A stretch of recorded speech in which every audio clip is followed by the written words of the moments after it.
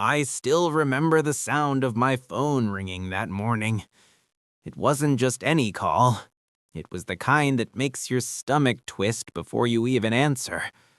When I looked at the screen, I saw the name of my lawyer, Mr. Raymond. We had known each other for years, and he never called me this early. His voice trembled when he spoke. "Mr. Harlan," he said quietly, "I need you to come to my office. It's urgent. It's about your daughter." My daughter? Emily. Just hearing her name after all these months made my heart tighten. We hadn't spoken since our argument, a terrible one that ended with words I still regret. I thought she wanted nothing to do with me anymore. My mind raced through every possibility. Was she hurt? In trouble? Did something happen? I asked him what it was, but he only repeated, "Please, just come now." I drove as fast as I could, my hands shaking on the steering wheel, my heart pounding so loud it felt like the car itself could hear it. When I reached his office, Raymond didn't greet me like he used to. He stood by the window, his expression heavy. "Please sit down," he said softly. There was a file on the table, thick and sealed, with my name on it. "Before I show you this, you need to know that Emily came to me a few months ago, not as your daughter, but as a client." I stared at him, confused. "She hired you? Why?" He nodded slowly. "She asked me to keep something confidential. She was trying to protect you." I didn't understand what he meant until he pushed the file toward me. I opened it and froze. Inside were documents, bank statements, transaction records, signatures I didn't recognize, but all with my name on them. Raymond's voice was heavy. "Emily discovered that your business partner, Daniel, was using your company's name for illegal deals. She's been quietly collecting evidence to prove your innocence." The room spun. For months, I'd believed my daughter had betrayed me, that she'd chosen Daniel, the man I despised, over me. But the truth was the complete opposite. She'd been fighting for me, while I'd turned my back on her. I whispered, "Why didn't she tell me?" Raymond sighed. "Because she thought you'd never believe her. Not after what happened between you and Daniel. Daniel, my ex-partner, the man who not only ruined my trust, but also took my daughter's love and twisted it." Raymond handed me a letter sealed with Emily's handwriting. I opened it with trembling fingers. "Dad, if you're reading this, it means you finally know. Please don't be angry with me. I didn't mean to hide anything from you. I just wanted to fix what was broken and protect you from something worse. Daniel isn't who we thought he was. I found proof he's been using your company for fraud. I'm working with Mr. Raymond to expose him, but I need time. Please stay safe and trust me.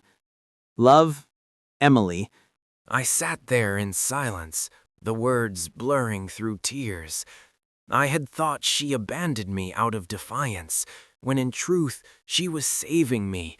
I'd misjudged her love. Then Raymond said something that made my heart stop again. "Emily disappeared 3 days ago. No one's heard from her." It felt like the world collapsed around me. I could barely breathe. The last words I'd said to her before she left echoed in my head. "If you walk out that door with him, you're no longer my daughter." Now she was gone, and I didn't even know if I'd get a chance to tell her I was sorry. I searched everywhere, called everyone, her friends, her old apartment, even Daniel's office. Nothing. Then, late one night, I received a call from an unknown number. A woman's voice said, "Mr. Harlan, your daughter is safe. She doesn't want you to worry. She'll contact you when it's time." Before I could ask who it was, the line went dead. For the first time, I didn't know whether to feel relief or fear. Was she really safe, or was someone using her name? The following morning, Raymond called again. He said, "I think I've found something." When I arrived, he showed me a series of documents Emily had left, evidence strong enough to destroy Daniel's schemes. Offshore accounts, false invoices, all traced back to him. Raymond smiled faintly. "Your daughter's brilliant. She's been meeting with investigators under another name. She's doing all this for you." I couldn't speak. My little girl, the one I once scolded for being naive, had risked everything to save me.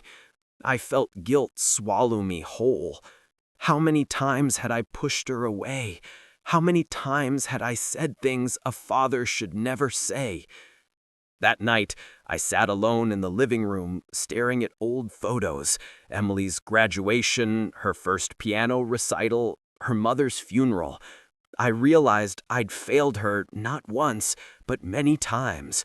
When her mother died, I drowned myself in work, telling myself I was protecting her future, but all she ever wanted was her father's love. I thought I was doing right by being strict, by keeping her from making mistakes, but I didn't see that she wasn't a little girl anymore. I didn't see her pain when I doubted her choices, especially when she fell in love with Daniel. I never gave her the chance to explain herself. I just assumed she was wrong, that she was betraying me. The truth hit hard. She hadn't betrayed me. I had betrayed her trust.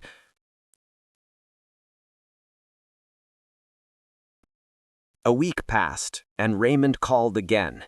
His tone was different this time, lighter. He said, "Daniel's under investigation. Emily's evidence broke the case open. You're free from any charges." For the first time in months, I could breathe. But the relief didn't feel like victory, not without my daughter. That night, as I sat lost in thought, the doorbell rang. When I opened the door, I froze. It was her, Emily.